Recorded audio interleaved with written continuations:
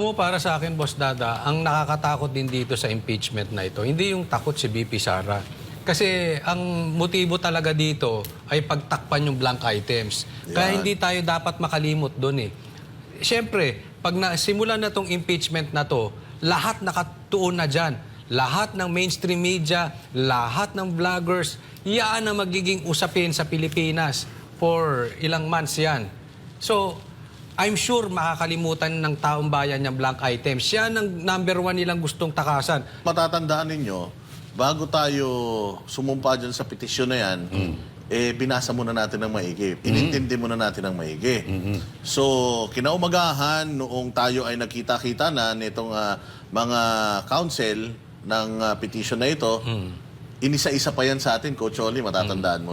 Kung ano yung mga tanong natin, itanong natin sa kanila, and inisa-isa yan ni Atty. Torion at ni Atty. Delgra. So kasi, yun nga ang kailangan na required sa ating mga petitioners. Kailangan alam mo, bago mo pirmahan yan, kailangan alam mo kung ano yung nilalaman yan. Alam mo kung ano yung petition mo. Alam mo kung ano yung ipinaglalaban mo. Hindi sila pumayag na parang ano lang tayo doon, cast lang, alipores lang. Yung basta pumirma kayo kasi yun ang kailangan merong mga petitioners. So kumuha tayo ng mas maraming petitioners much as we can. Hindi yun ganun. Sigurado na yung mga petitioners na itong i-file na to is alam nila kung ano yung nilalaman ng kanilang petisyon. Yun yung sinasabi ni Atty. Torion, importante daw yun when you file cases, lalo na sa Supreme Court. Yun daw yung una nilang bini-verify or tinatanong is kung verified ba itong complaint na ito. Balatbay. Buti hindi ako sumama sa inyo doon. No? Hindi tayo magkakasasabi. Hindi na kayo nagkasya eh. Pero lang. Anyway, tama. Pero may isa pang issue kasi ngayon eh. Yung, eto, ipaliwanag mo rin. Mas may papaliwanag mo ito. Yung issue ng initiate. Kasi sinasabi ng ilang mga nagpapaliwanag dyan, hindi pa naman daw na-initiate yung tatlong na unang impeachment complaint. Meaning, hindi applicable yung tinatawag na 1-year ban. Okay, so ipaliwanag mo nga kung ano yung ano doon. Sige, Boss. Kaya nga, ang tanong doon, ano nangyari doon sa tatlo? Yo. Di ba? Yung isa ba sa tatlo na yon, o yung dalawa sa tatlo, o yung tatlo mismo, pumasok ba yon, pumunta ba yon sa... napunta ba yun doon sa yung kanilang Committee on Justice? Kasi lahat ng mga complaint na yon in-entertain ng secretary ng Congress. So yun ang tanong, anong nangyari? Kasi dapat bawat ipapasang reklamo, petition sa Congress, kailangan nilang aksyonan. Ano ang naging aksyon ng Congress doon sa unang tatlo? Yun ang question. Kasi bakit yung pang-apat ang ginamit nila? So tanggalin natin doon sa kailangan one impeachment complaint per year. Tanggalin natin doon. Tanong dito is, anong nangyari doon sa tatlo? Ayan, yun ang malaking question mark dito. Kaya kina-question nila. Kasi ang ginamit na impeachment is yung pang-apat. At kung halimbawa man na yung pang-apat ang ginamit para dito sa impeachment na ito, may enough bang time?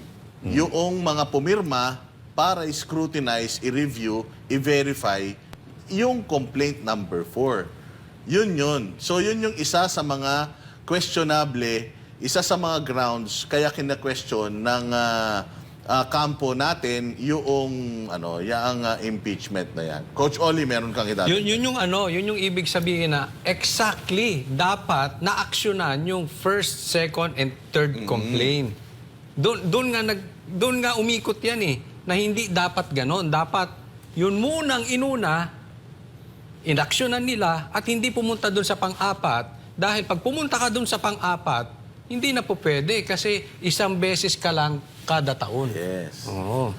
Kasi yun ang sinasabi nila, di ba? Kaya kung matatandaan mo, merong isang grupo ng mga IPs na nirereklamo itong si Franz Castro dahil nga guilty na si Franz Castro na siya ay child abuser. Pero nandiyan pa rin siya sa Congress. So merong mga grupo ng IPs na nagpunta at nagreklamo sa kanya. Worried na worried siya noon. Kasi nga, ang lahat ng reklamo na pumapasok sa Kongreso, dapat inaaksyonan nila. Oo. So kaya worried na worried siya doon, hindi nila pwedeng deadmahin. Kaya nga, dito sa issue na to, merong 3 nauna. Halos isang buwan, sa loob ng isang buwan, merong 3 nauna. Tapos hindi, ultimong yung mga congressman, di ba, nagpapa-interview pa yan sila, Tabingi, di ba? Yung Si Marcos? Hindi, yung iba pa. Tabingi. Oo, Iba si pa. yung congressman na nakangiwi. Kaya nagtatanong siya, di ba? Isang buwan na, bakit wala pa kaming update? Ano na nangyari dyan? Ultimong sila, naghahanap sila ng update Tapos biglang nagkaroon ng pang-apat, yun yung nag-push through. Anong update doon sa 3? Even the congressmen before are asking, ano na yung update doon sa mga unang impeachment complaints? Ayun yon mga partners. So doon nagkaroon ng problema. Na kung tatanungin natin sila, ano na nangyari doon sa 3? Hindi rin nila masasagot. At idagdag natin na nasa rules nila yan, na pag sinag-meet, kailangan aksyonan yes. at ipasa immediately. Hindi pinasa. So may problema ho doon sa proseso na yun. Bakit hindi pinasa yung 3? Anong nangyayari? Yun ang kine-question.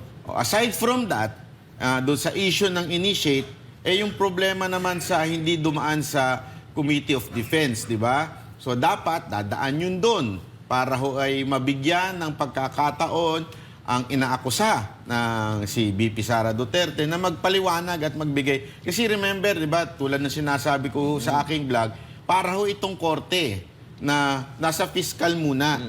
Tapos yung fiscal, may nagreklamo sa fiscal, yung fiscal ngayon, yung nirereklamo, tatawagin, sasabihin, oy, magpaliwanag ka dito sa reklamo sa'yo. Yes. Dapat ganun ang proseso.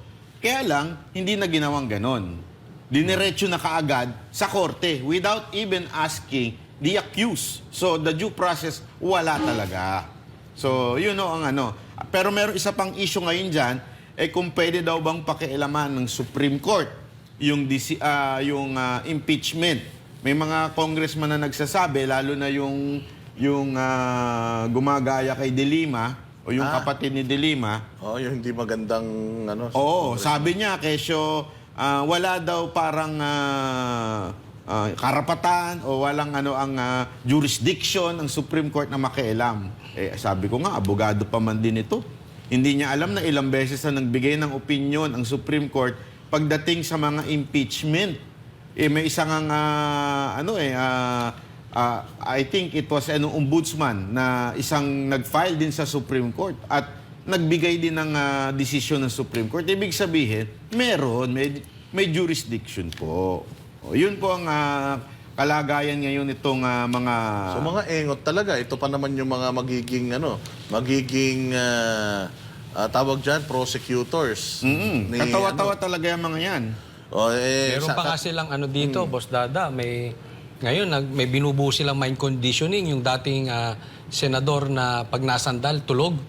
Oo, yung sinasabi nung dating senador na yon dapat ang hindi makialam dito ang Supreme Court. ang Supreme Court. So as early as now, kinukondisyon na nila yung taong bayan na walang pakialam dito dahil ang impeachment court ay ang Senado. Hindi naman po yung desisyon patungkol sa impeachment Yung desisyon kung legal ba yung pagkasampa ng impeachment. Yun ang pinag-uusapan. Yan ang usap-usapan dyan. Legalities, sumunod ba sa tamang proseso? Again, hindi tayo against sa impeachment.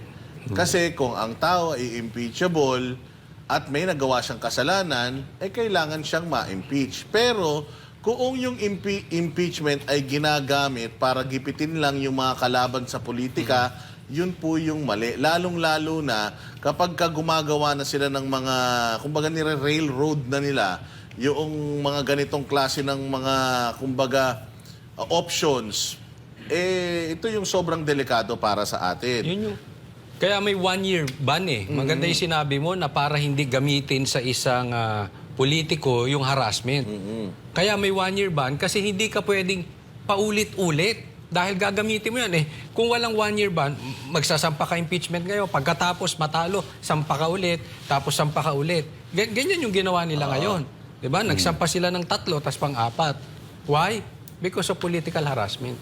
And clearly, itong mga congressman natin, ultimong rules nila, hindi nila naiintindihan. Kasi nga... Alam mo kung bakit? Bakit? Tag-ulan Para yung tulog. Hindi, pag tagulang kasi dumadami lamok. Siguro nakagat yung isang tangang congressman. Tapos kinagat yung isa. Hawa-hawa na yung Nagkahawa-hawa. pagiging tanga nila.